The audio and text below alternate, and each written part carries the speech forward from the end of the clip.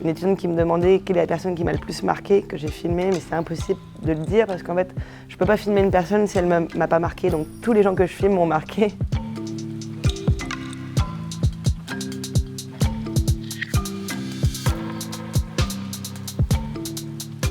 Pendant 10 ans, j'ai fait beaucoup de terrains de conflits, la Syrie, l'Irak, l'Afghanistan, le Yémen, etc. Tous les conflits un peu modernes, pour différentes chaînes nationales, en documentaire, en reportage ou en mag. Et maintenant, depuis 2 ans, je suis chez Brut. J'aime bien suivre les gens sur le long terme et essayer de voir un peu leur évolution.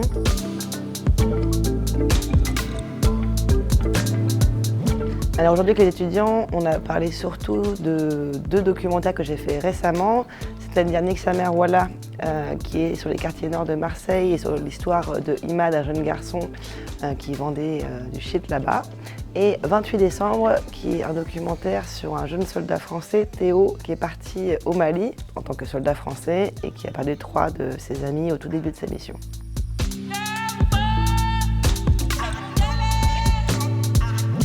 Pas possible d'avoir un guide du journalisme qui explique comment faire sur le terrain et comment faire des sujets, surtout quand ça fait appel à la psychologie humaine et à des problèmes sociaux ou des problèmes géopolitiques, c'est toujours extrêmement complexe.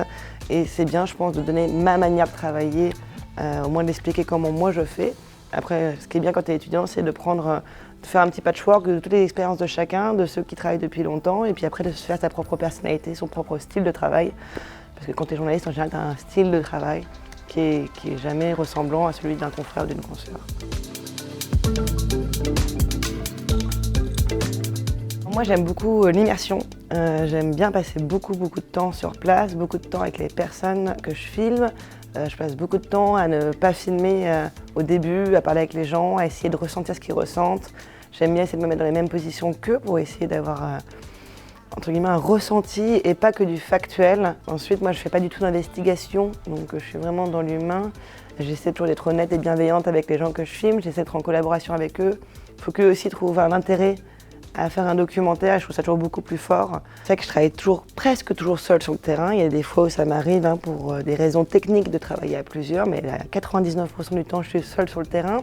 Donc je gère le son, je gère l'image et je gère aussi la réalisation du docu sur le terrain.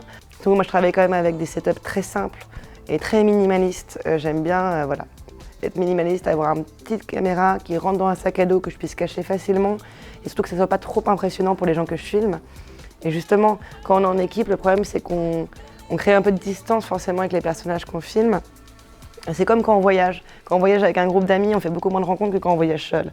Le reportage c'est un peu pareil, on crée des liens très particuliers quand on est seul.